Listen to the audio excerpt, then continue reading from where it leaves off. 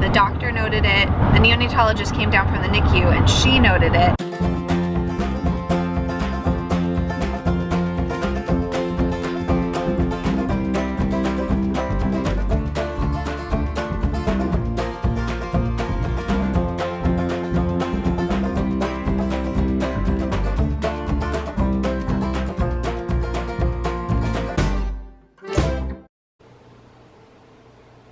Good morning.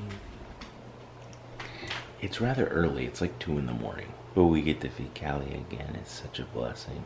Easy smiles, huh? Easy smiles. She might be working on a poop. That's why the smiles are there. That, or I'd like to think it's because I've been taking care of her for the last hour. That's probably it. But I'm going to try to get her to bed. I'm going to try to go back to bed and catch a few more hours, because today we have such an exciting and kind of anxious appointment. Say, I'll see you later. I'll see you later. Good morning. I know you guys can't see it. The truck in front of us has this like plastic piece that's like flopping off the back. I don't know why. I think it's so funny. Oh, it's so funny. It's literally like kind of like waving at us, but it's like spastic. Anyways, good morning everybody. I think Philip already said hi to you guys. At 2 in the morning apparently. We are actually on our way to a pediatrician appointment, but we are actually going to a specialist. We haven't mentioned it to you guys, but when Callie was born, they diagnosed it right in the OR and told us that she had right hip dysplasia. The doctor noted it. The neonatologist came down from the NICU and she noted it. So pretty much we are going to a pediatric orthopedic specialist to have her checked out. So for a lot of you, you guys have been following our story for a while and you do know that I am a NICU nurse, but for you new subscribers, welcome, but that is what I do, that is my job. So as a NICU nurse, it's really not that big of a deal. It's a smaller thing, it's treatable, but as a mom in the moment, it was like so emotional, and it gave me actually so much more empathy for my mamas in the NICU. When it comes to hip dysplasia, the big reason is because she was breech. So instead of the hip being like in the socket, it kind of can pop out and kind of like sit out because it's more shallow versus like having like a nice deep socket where it like can't pull out. Because of that, typically the treatment is that they wear this harness brace stirrup looking thing for a couple months. Yeah, we've been calling it lederhosen for a couple months. In severe worst case scenarios, they might need surgery, but that wouldn't be decided for months from now. Today's appointment, when we go in, we're gonna kind of find out the severity of it. I'm not sure if they're gonna do x-rays or ultrasounds to see what it looks like, but if it is as severe as they are explaining it to be, she might end up in stirrups today, and we would just travel home with them. And she has to be in them, I think like 22, 23 hours a day, so pretty much you can take them off for like bath time, and that's it. But it's supposed to hold the hip joint in the socket, so that way it can kind of heal and get stronger and hold. Even I'm a little bit not sure about it. So today we will definitely get a lot more information from the doctor. Let's look at cuteness, because that's probably why you guys want to watch this much more than us talking. Because she's so pretty and so cute. She's sleeping. Right now we're going to go pick up Earth Mom, so we're excited to spend a little bit of time with her, trying to get her to have some time with Callie too. By the time you guys have seen this, we've already had our appointment, but just any prayers for Callie and for us, and just learning how to take care of a baby with right hip dysplasia.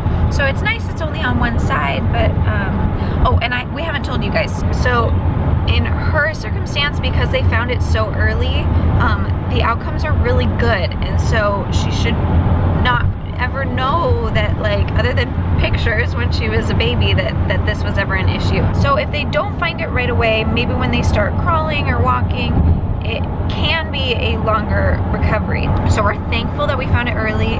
It's a little nerve-wracking, at least to me, that the physician's assistant didn't really have great bedside manner, and one of the other doctors who wasn't even a pediatrician came in, and I think she was just trying to be buddy-buddy and was like, right in front of birth mom and I, she said, "This is the most obvious hip dysplasia I've ever seen." And it was like, just the way she said it and emphasized it, I just wanted to say, if you want to like gossip about what findings you found, like go out in the hallway. Like, don't do it in front of me, don't do it in front of birth mom. Both of us kind of rolled our eyes just thinking like, poor bedside manner. It would be one thing if she looked at us and she was talking to us saying, "This is the worst case I've ever seen." Like, that's fine, like you can tell me facts, but she was talking to somebody else in front of us trying to be like, I don't know, it was just weird.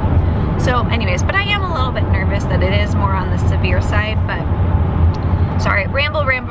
Let's go to the appointment and we'll see what the doctor has to say. Little ladybugs flying near a hive.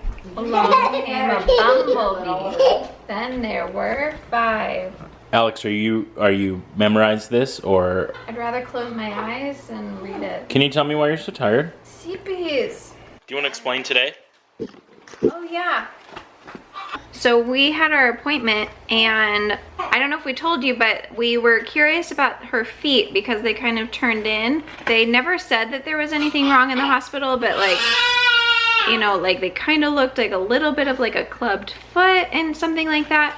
We went to the orthopedic doctor and she said, no, they are absolutely fine. It was just positional and it'll just take a little while for them to kind of straighten back out.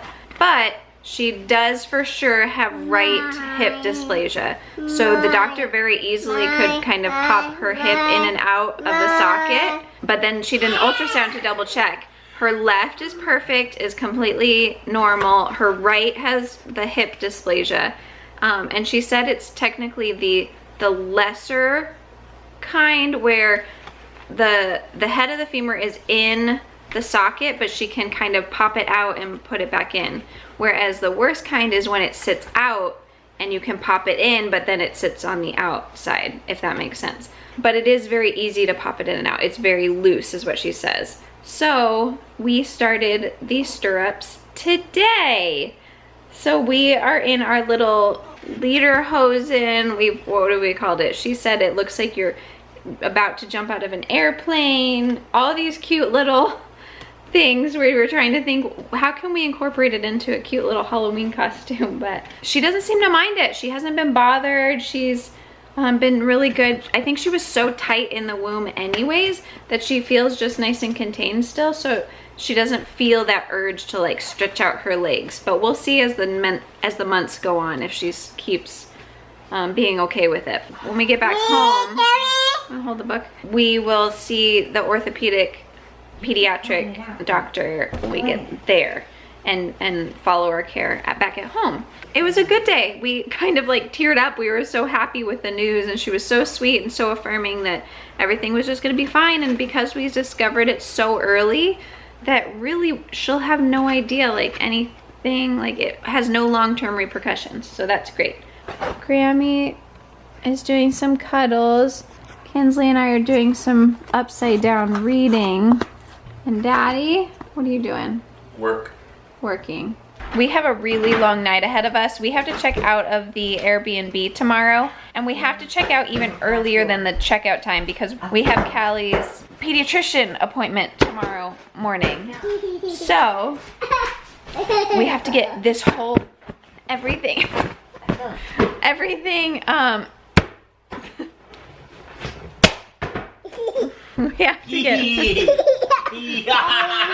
we have to get everything packed up and in the car by 9 a.m. So that means we're going to be doing a lot of packing tonight. Good job.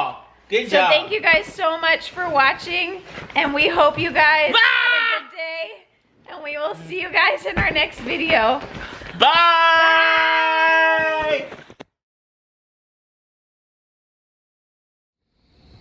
She missed it. Who's smiling? Did it again. Oh, you missed it again. Did you see? She is the cutest. Oh my gosh. Holy smokes. Yeah, you are the cutest.